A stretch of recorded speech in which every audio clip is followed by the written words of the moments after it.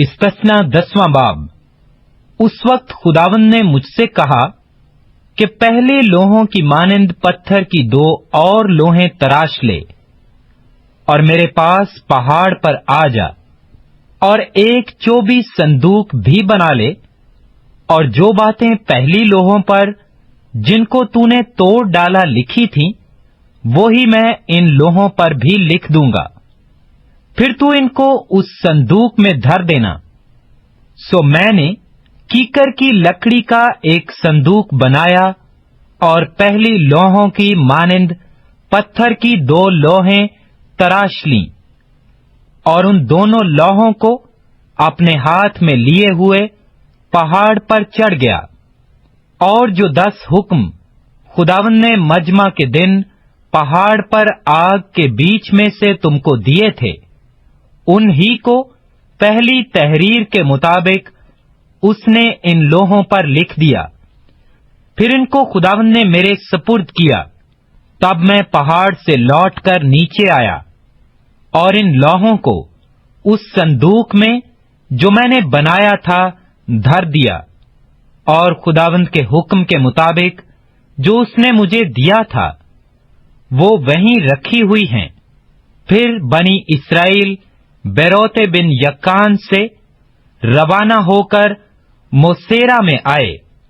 وہیں ہارون نے رحلت کی اور دفن بھی ہوا، اور اس کا بیٹا الیعزر کہانت کے منصب پر مقرر ہو کر اس کی جگہ خدمت کرنے لگا۔ وہاں سے وہ جدوجودا کو اور جدوجودا سے یطبات کو چلے۔ اس ملک میں پانی کی ندیاں ہیں۔ اسی موقع پر خداوند نے لاوی کے قبیلہ کو اس غرض سے الگ کیا کہ وہ خداوند کے عہد کے صندوق کو اٹھایا کرے اور خداوند کے حضور کھڑا ہو کر اس کی خدمت کو انجام دے اور اس کے نام سے برکت دیا کرے، جیسا آج تک ہوتا ہے۔ اسی لیے لاوی کو کوئی حصہ یا میراث اس کے بھائیوں کے ساتھ نہیں ملی، کیونکہ خداوند اس کی میراث ہے، جیسا خود خداوند تیرے خدا نے اس سے کہا ہے۔ اور میں پہلے کی طرح 40 دن اور 40 رات پہاڑ پر ٹھہرا رہا، اور اس دفعہ بھی خداوند نے میری سنی اور نہ چاہا کہ تجھ کو ہلاک کرے۔ پھر خداوند نے مجھ سے کہا، اٹھ اور ان لوگوں کے آگے روانہ ہو، تاکہ یہ اس ملک پر جا کر قبضہ کر لیں جسے ان کو دینے کی قسم میں نے ان کے باپ دادا سے کھائی تھی۔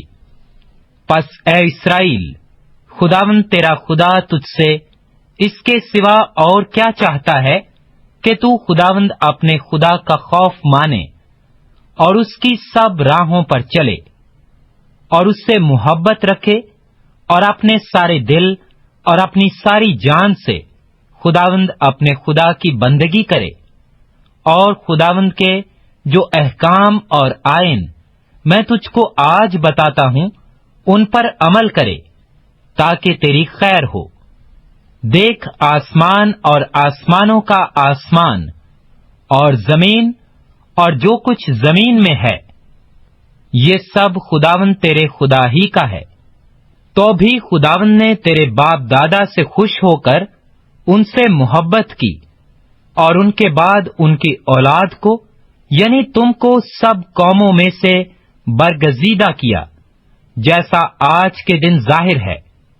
اس لیے اپنے دلوں کا ختنہ کرو اور آگے کو گردن کش نہ رہو، کیونکہ خداوند تمہارا خدا الوہوں کا اعلی خداوندوں کا خدا ہے۔ وہ بزرگوار اور قادر اور محیب خدا ہے، جو رو ریات نہیں کرتا اور نہ رشوت لیتا ہے۔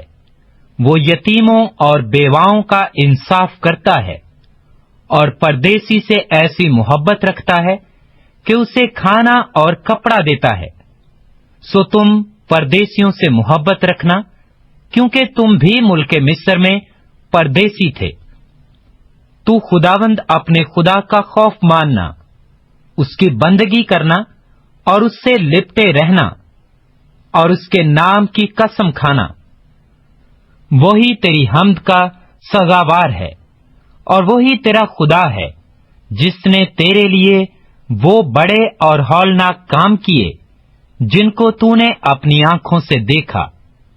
تیرے باپ دادا جب مصر میں گئے تو 70 آدمی تھے، پر اب خداوند تیرے خدا نے تجھ کو بڑھا کر آسمان کے ستاروں کی مانند کر دیا ہے۔